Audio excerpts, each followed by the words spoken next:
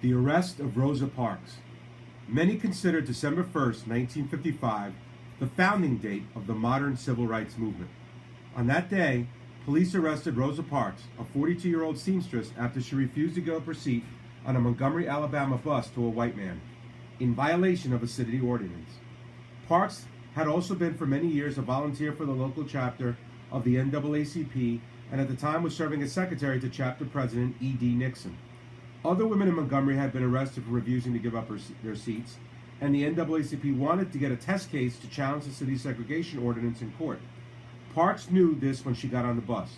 What she didn't know, not until bus driver James Blake, a man she had despised ever since he threw her off the bus in a similar incident 10 years earlier, yelled, "All right, you niggas, I want those seats," was that she was going to be the defendant in the case.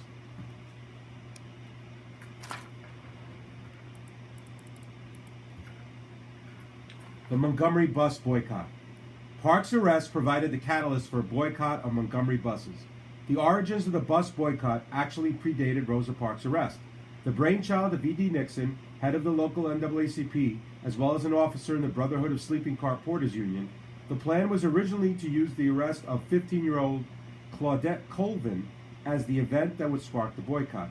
However, since Colvin was also charged with assault, the boycott's organizers searched for a more suitable symbol. Rosa Parks, a respected figure in Montgomery's black community, fit the bill.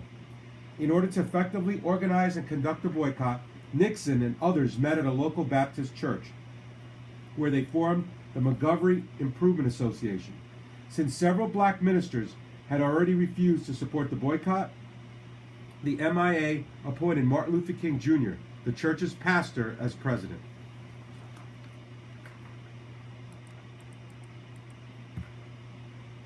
Supporting the boycott. As the boycott spread throughout Montgomery, blacks found other ways to get to school or work. Most walked, while others rode bicycles or hitchhiked to their destination. Some blacks carpooled. When local car insurance companies threatened to cancel the policies of carpoolers, the famous insurance house Lloyd's of London offered to insure their vehicles. Black taxicab drivers supported the boycott by charging blacks 10-cent fares, the typical bus fare, instead of the usual 45-cent fare, even after city officials threatened to fine any driver who undercharged. In some instances, white housewives picked up and drove their black maids to and from work. However, it is unclear if they supported the boycott or simply wanted to make sure that their maids put in a full day of work.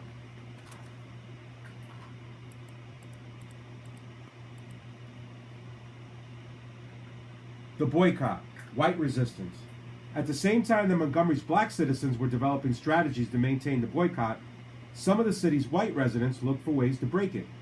Many joined white citizens' councils, which had mostly the same aims as the Ku Klux Klan, but were considered more reputable because they did not resort to the same level of violence as the Klan. However, some whites did commit acts of violence, firebombing churches that supported the boycott, as well as the homes of Martin Luther King and Ralph Abernathy, both of the MIA. Some whites physically attacked boycotters. Policemen arrested some boycotters for allegedly violating a 1921 Montgomery City ordinance which forbade hindering a bus. King himself was arrested in order to pay a $500 fine or serve 386 days in jail. He eventually served 2 weeks.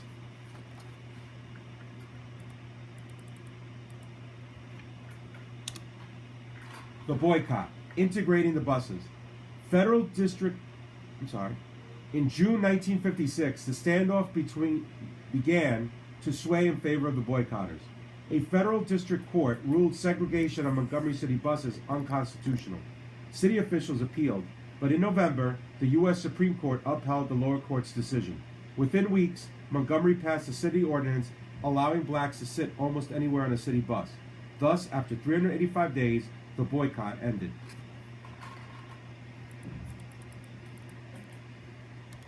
The boycott. Impact. The Montgomery bus boycott had several results. First, in an immediate sense, segregation on Montgomery City buses ended. More importantly, the civil rights movement gained national attention as a result, and many whites as well as blacks gave their support to the movement. Secondly, because of her quiet ways and strong will, Rosa Parks became a hero to many blacks and whites. She remained a respected figure in the civil rights movement for decades after the boycott, and after her death in 2005, she became the first private citizen to lie in state in the U.S. Capitol Rotunda. Thirdly, Martin Luther King Jr. also rose to national prominence as a result of the boycott. From the Montgomery Improvement Association, he went on to head the Southern Christian Leadership Conference, which helped coordinate the civil rights movement. He received the Nobel Peace Prize in 1964, and nearly 20 years after his assassination, his birthday became a federal holiday.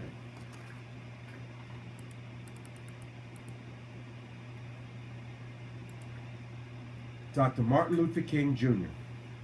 Perhaps no single individual embodied the civil rights movement as did the Reverend Martin Luther King Jr.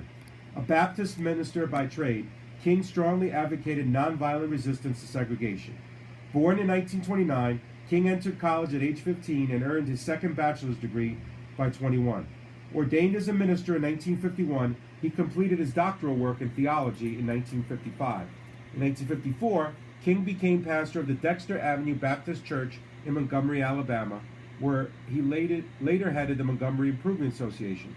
His leadership on the Montgomery bus boycott made him a nationally known figure in the civil rights movement. King helped found the highly influential Southern Christian Leadership Committee, SCLC, serving as its president. In 1964, King received the Nobel Peace Prize for his nonviolent approach to achieving racial equality, the youngest person to win the award. Noted for his masterful speaking ability, King's greatest oration was probably the I Have a Dream speech, which he delivered on the steps of the Lincoln Memorial during the 1963 March on Washington. As the 1960s progressed, King continued to speak out for civil rights and increasingly criticized the Vietnam War. Some in the movement felt that King's philosophy of nonviolence was ineffective in bringing an end to segregation and became critical of King and the SCLC. Martin Luther King was assassinated in 1968 in Memphis, Tennessee, where he had traveled to support striking sanitation workers.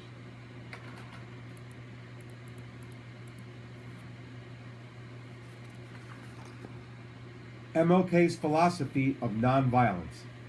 Martin Luther King developed his philosophy on and strategy for dealing with segregation during his years studying for a career in the ministry. During this time, he read the works of Henry David Thoreau and Mahatma Gandhi, and formulated his own ideas about using nonviolent civil disobedience in order to achieve goals. King believed that nonviolent protests could be just as passionate as that involved violence, and also that boycotts and demonstrations helped reveal the moral shame of injustice, thereby creating a climate of redemption and reconciliation. He warned that those practicing nonviolent resistance should be prepared to suffer, but that in the end, the world would stand on the side of justice. Nonviolent disobedience included such tactics as marching even after being denied a permit or sitting in at a segregated lunch counter. When confronted by authorities, the protesters were not to resist or fight back, but to accept arrest and possible harm. King outlined his nonviolent approach in Letter from Birmingham Jail, which he wrote in 1963 following his arrest for demonstrating against segregation.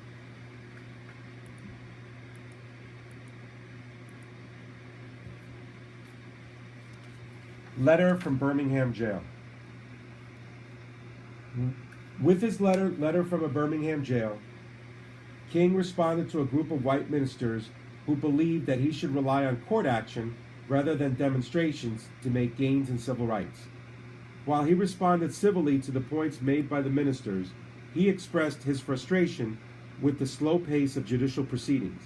King explained that his policy of direct action caused a certain tension that legal action alone could not, and that authorities would have no choice but to open negotiations when that tension rose to crisis level. The ministers had also criticized King and his followers for intentionally breaking the law. He explained that laws fell into two categories, just and unjust.